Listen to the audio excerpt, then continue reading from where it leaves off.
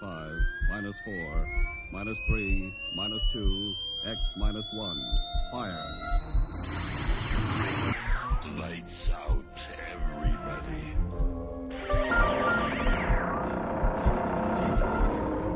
The creaking door. Dimension X. Inner Sanctum Mystery. X minus 1. Dark fantasy.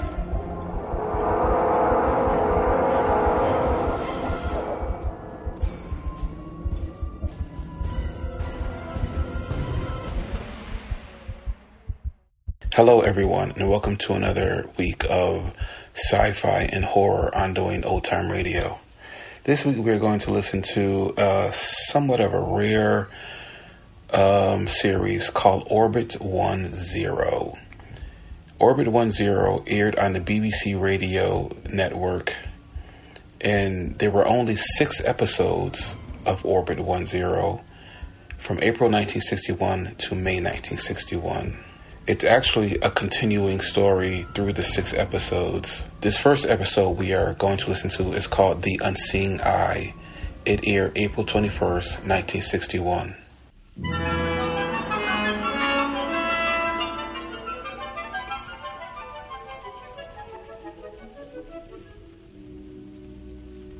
From London, we present Orbit 10, a play in 6 episodes by Peter Elliott Hayes. Episode 1, The Unseeing Eye.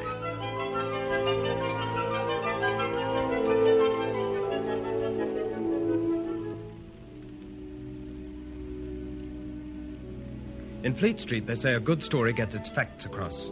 So facts it's going to be.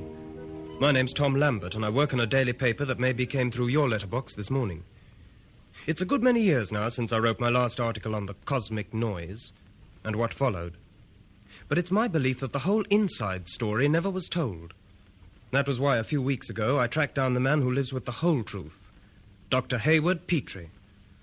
I found him in an Oxfordshire village. He's retired now, and we talked about the old days for a long time. I came away with an empty notebook, but not empty-handed. I have here 6 reels of recording tape which Dr. Petrie lent me. His own recordings made 10 years ago, dictated by him, alone in his study, remembering. I've played these tapes. It's all here, better than I could tell it. Our glimpse across a weird threshold on the rim of space, where there should be nothing but eternal frozen darkness. Yet where there was something more. We're going to hear the first of the Petrie recordings. For the moment, I need do no more than press the switch and let Dr. Petrie and the facts speak for themselves. Ready? Notes, first reel. My name is John Hayward Petrie. I'm a doctor of science, and my purpose in making these observations is to... Oh, hang it, I can't lecture to a machine. I'll do this my own way or not at all. Now, where to begin? I must go back. Kensington, London. Some years ago, the old Imperial Museum in South Kensington was turned into the Commonwealth College of Science. It worked well, the college. Some of the old vision of empire must have lingered, though, because there was a department to study a new potential empire, space. The School of Astrophysics. East wing, 3rd floor, quite handy for the canteen. I was its head in those days, and a keen crowd we were. It really began on a grey November day in the college's 2nd year. I was lecturing my course that morning, and among the heads bent dutifully over notebooks were 2 that, with me, were to experience things that would make us doubt our sanity. But none of us knew that then. To summarize, the effects of cosmic radiation, filtered by the Earth's atmosphere and observed in relation to botany and geology, are understood well enough. But the source of these radiations remains one of the best-guarded secrets of the universe. Well, that'll be all for today, ladies and gentlemen. We shall not now meet again until next January, by which time I trust I shall have received an admirably learned thesis from each one of you. Good morning.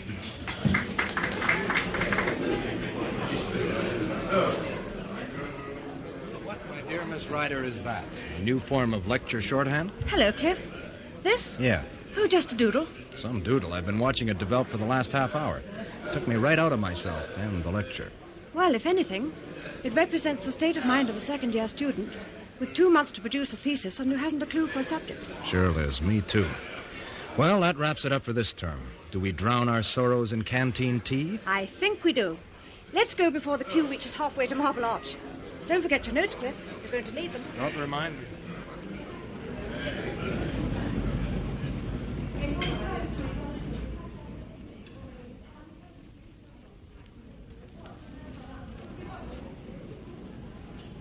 Madam's usual table? Am I the tray, Bill? Want some hot tea down your neck? Sorry. Well, I guess we can squeeze in here by the window. Okay.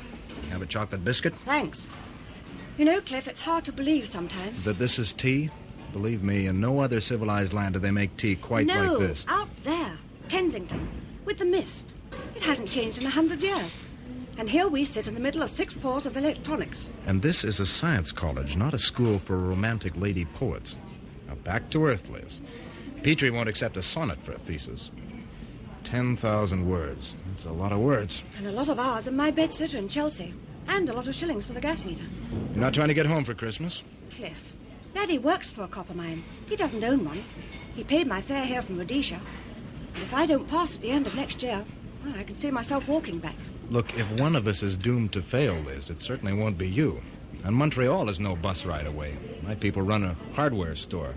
So I guess I sweat it out in the college hostel. We'll send each other Christmas cards. And you can take me to see the Christmas tree in Trafalgar Square. You've got yourself a date. Well, well. Now, why is our colleague from down under fighting his way over here? You'll make it, Whitey. Hi, Liz. Got a message for you two. The prof wants to see you in his study. Dr. Petrie? Yep, he's waiting. Don't rub him the wrong way, for Pete's sake. Many a good scholarship now hangs in the balance. Dr. Petrie is a pet. Maybe to you he is. There's a difference. We better go, Liz. Thanks, Whitey. Okay. What have we done to deserve this? Nothing, I hope. Come on. If we can carve our way through. We had to have a corner table. Excuse us, please. Don't block the gangway. Thanks.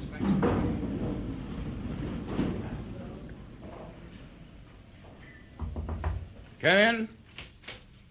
Ah, Mr. Boyd and Miss Ryder. You got my message? Yes, sir. Yes. Good. Sit down, please. Thank you, sir.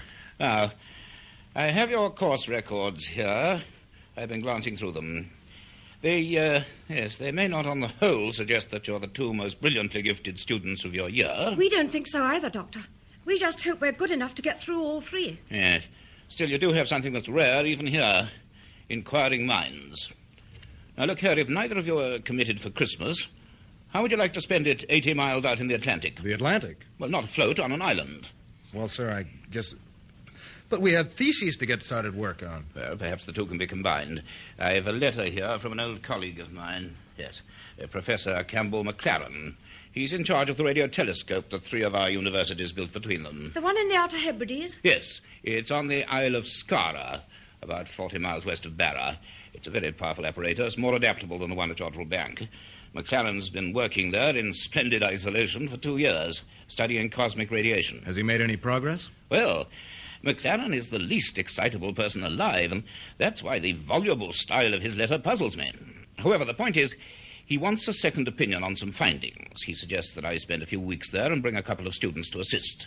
You can make observations, take notes, and I will accept in exchange 7,000 words on radio astronomy, but Great. not one less. Well? I'd love to come, sir.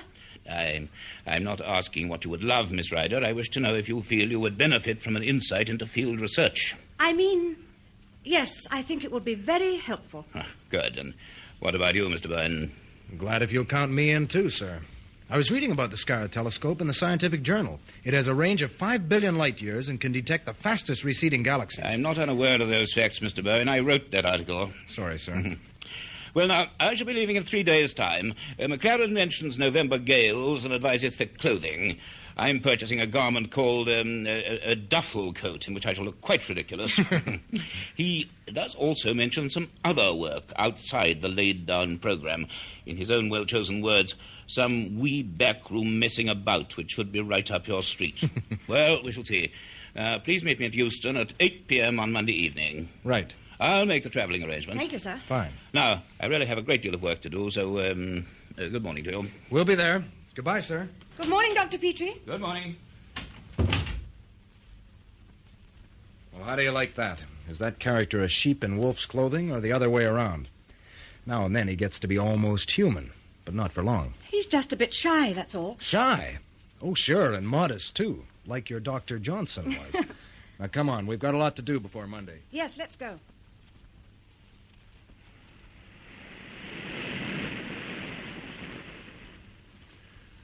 The Isle of Scara. A lonely tilted granite paving stone jutting out of the ocean.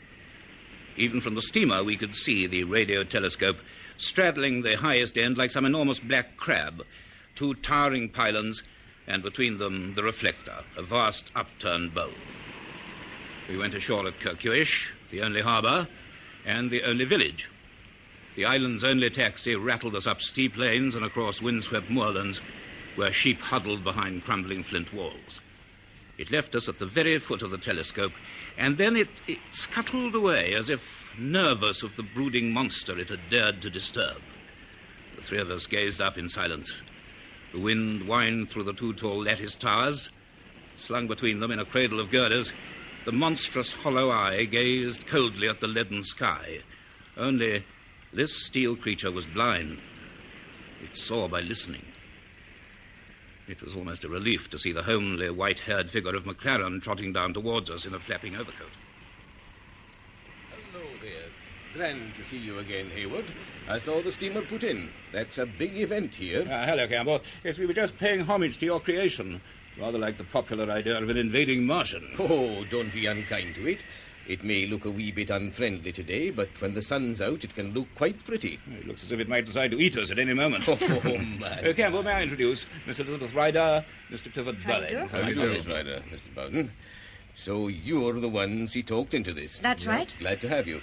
Now, let's get inside. It never stops blowing on Scara. I think we may as well go straight up to the signal box. The signal box? Aye, the control room. It's slung up there, just under the bowl.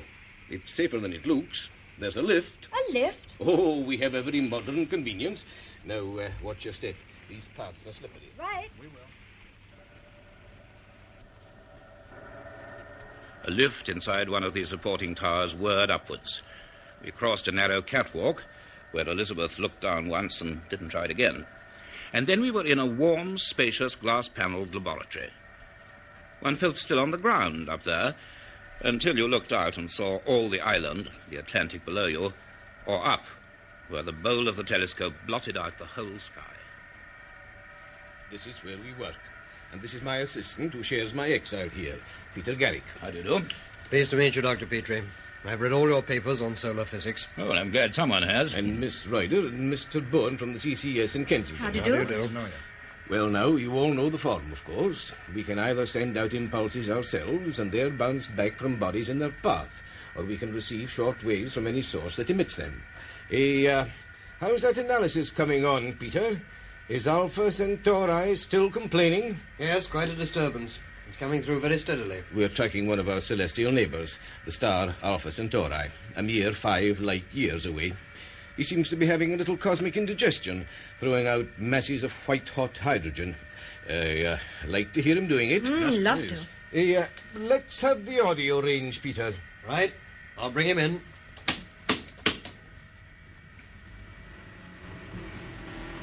Aye, there he is. The sound of a furnace hot enough to shrivel the earth, but too far for any ordinary telescope to see. Of course, we're not hearing the physical activity, just the radiations it gives off. Yes, quite so. Swing off to a general bearing, Peter. Let's have the third programme for a change. Anything in particular? No, the full orchestra. Right.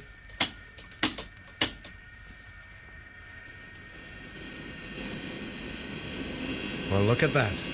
The bowl up there's turning, and we're going with it. The whole structure is mounted on a circular track. There are 20 electric motors driving this lot. When we're observing, the whole thing creeps automatically. I see. It has to, of course, to counteract the Earth's rotation. Yes, quite. This bearing ought to give us a fair selection. Just a moment.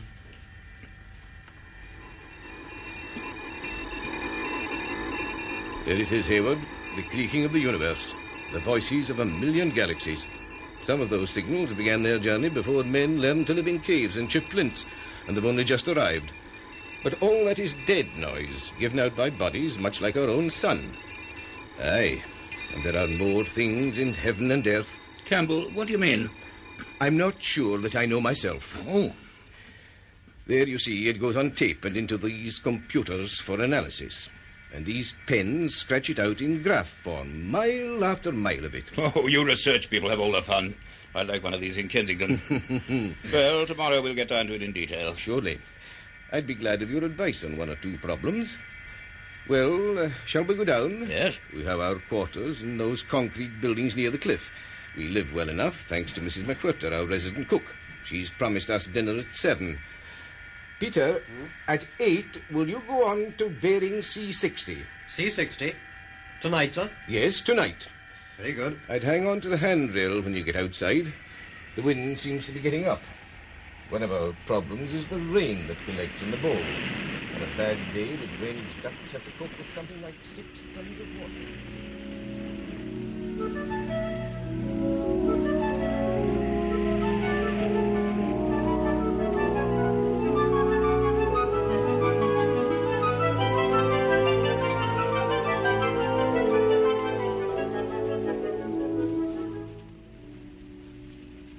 McLaren's living room, with its chintz curtains and cheerful fire, seemed that night the cosiest place on earth. We might have been in the heart of London, save for the wind and the waves pounding on the rocks below. And all the time we were conscious of that vast steel monster towering into the darkness outside. McLaren himself seemed uneasy and kept glancing at his watch.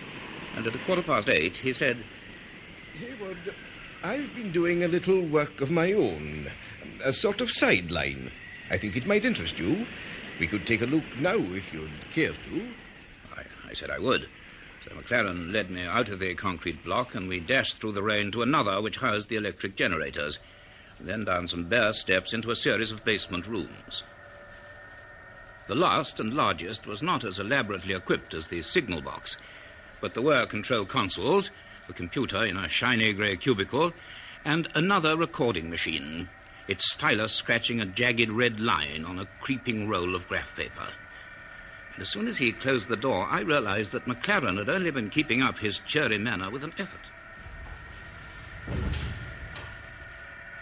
dare say you're surprised to find another laboratory down here. The universities don't know about this yet. Well, I knew you were keen on investigating cosmic radiation, Campbell, but... No, this is something else. Aye. Now, where to begin? Look at that pen, Hayward. Mm-hmm. See the trace it's making? Yes, it seems fairly regular. Is it something the telescope is picking up? Aye.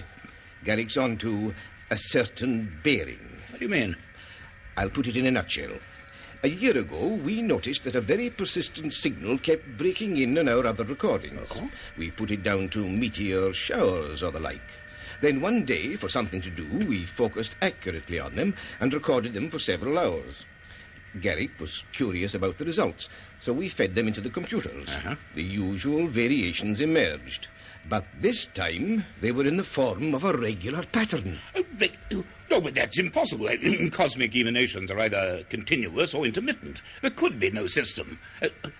Unless... Aye, unless what? Well, unless they were from some artificial source, in some way being, well, transmitted. We made more recordings and more. We analysed, compared sequences, and soon we had no doubts at all. There was form and system. No. There could be only one thing, a means of communication. Soon we confirmed something else, the position of the source and the range. Well, if they're coming from some distant nebula... They're not, Hayward. Huh? They originate somewhere on the edge of our solar system. We place the point of origin at a distance of no more than 500,000 million miles. You mean just beyond the orbit of the farthest planet from the sun, Pluto? Just so. The edge of outer space. Good. Listen to this. Hear it for yourself.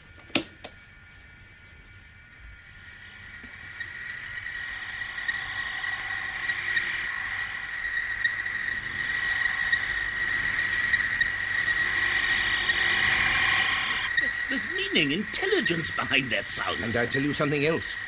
Garrick has worked for months on the breakdown graphs. An organized system is emerging. It's a code, and he believes he's on the way to breaking it. But good heavens, of course, any kind of common word language is out of the question. It'd have to be some other way of transmitting ideas. It could be figures, theorems, atomic numbers, the linear spectrum, things constant to all matter everywhere. Mathematics, after all, is a universal language. Just so. Good heavens, You know, if we're right, Hayward, this is an event of tremendous importance. Have you made any statements? No. Communication with some other intelligence beyond the Earth.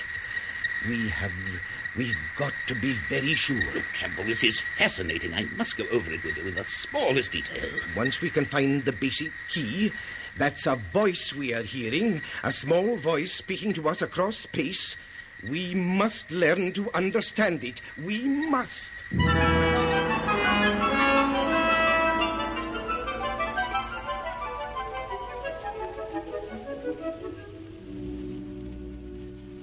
Well, I gave a brief account of the evening's activities to our two young people and let them hear the signals. And then for the next 3 days that followed, we thought of little else. We spent them either in the underground laboratory or in the high control room beneath the telescope, poring over the neatly filed rolls of squared paper.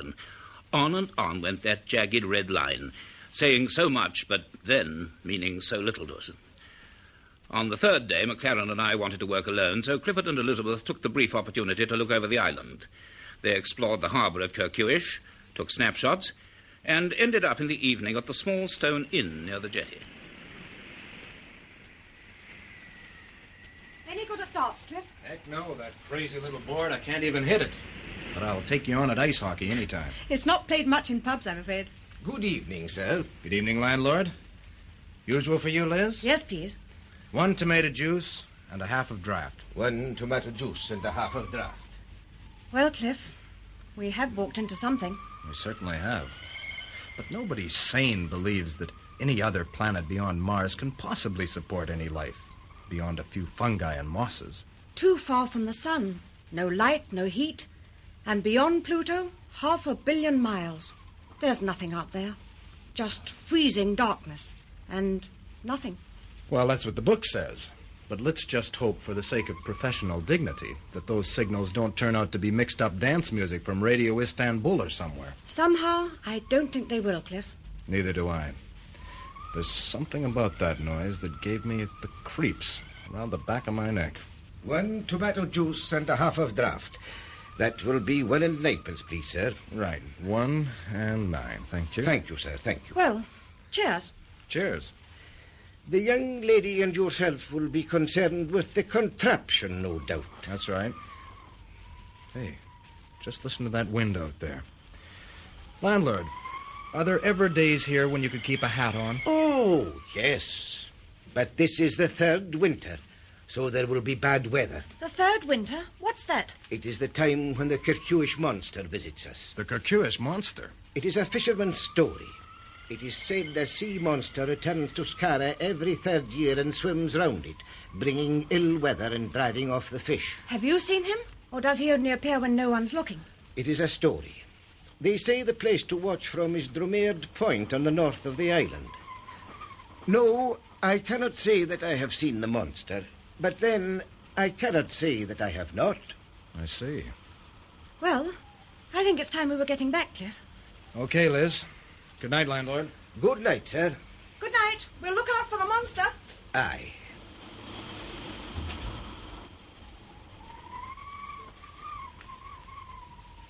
Seamus. Aye.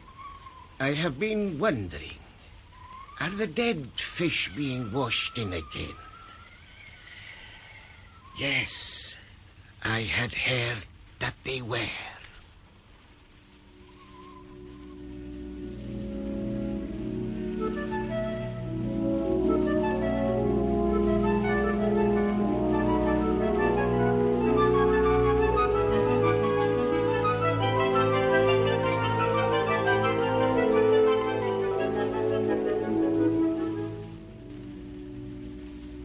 Our work continued. I saw MacLaren's point. There was no hard proof. We might cause a sensation and then have to admit to chasing a theory. But the proof then was closer than any of us imagined. It was nearly a week later, on a grey afternoon, when Clifford and Elizabeth were following a cliff path on the north side of the island.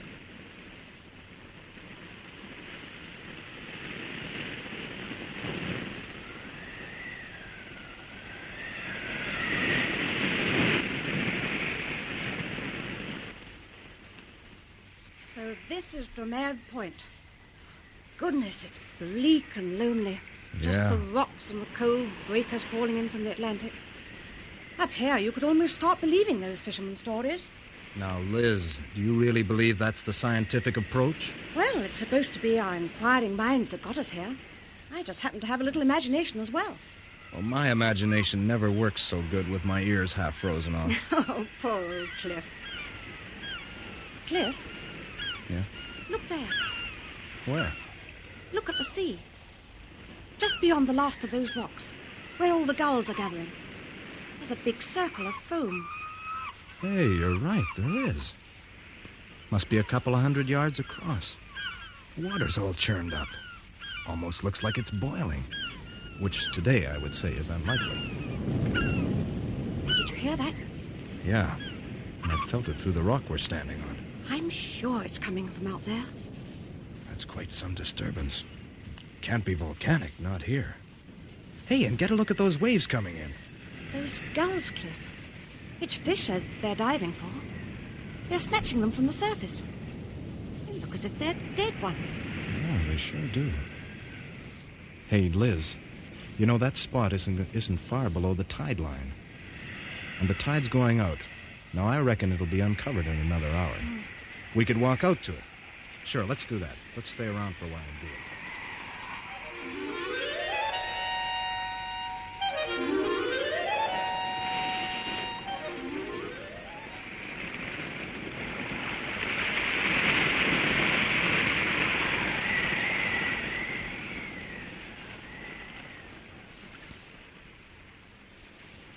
That big rock was just away to the right. I guess this was just about the place. But there's not a thing here now. Just firm, wet sand. And the gulls have gone. I've never seen such a lonely place. What could it have been, Cliff? Oh, maybe just an eddy, some freak local current. But there seemed to be force there. Something pretty powerful. Well, my feet are getting wet, so let's go. Hey, hold it. Can you hear that, Liz? It's a kind of humming. Yes. It's underneath the sand. I'm sure it is. Look, it's vibrating the seawater in that pool. Cliff, what is it? Well, I'd need more than 3 guesses. And for something that hums, this is some place for it to be. Hey, this sand is soft enough.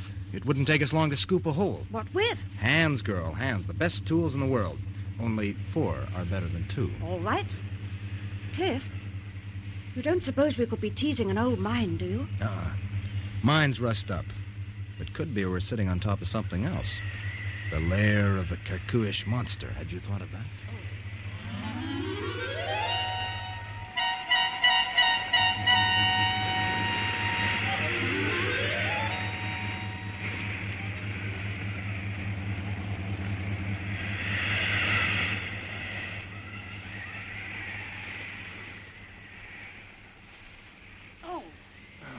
What is it? Oh, a great fat lugworm. Oh, it's hopeless. As fast as we make the hole bigger, it fills up with water. I'm getting soaked. We need spades. Well, it can't be down so deep. Try and keep going, Liz. Oh, there goes a nail. Cliff, I broke it on something hard. Hey, just let the sand settle. Yeah, do you see it? There's some kind of curved edge. Let me get down there. It goes down quite a way. It looks like a circular metal plate. It's covered with tiny shellfish. Yeah, marine crustacea. Sea deposit.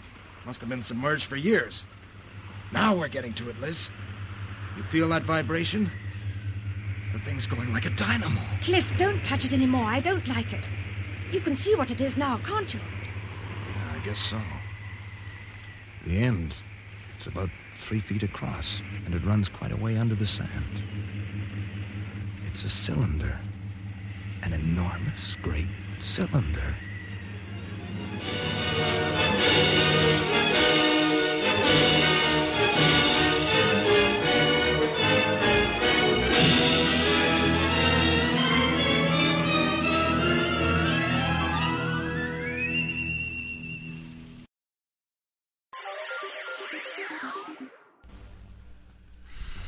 Thank you for listening. If you enjoy what I'm doing, I ask you to please subscribe to my channel or channels.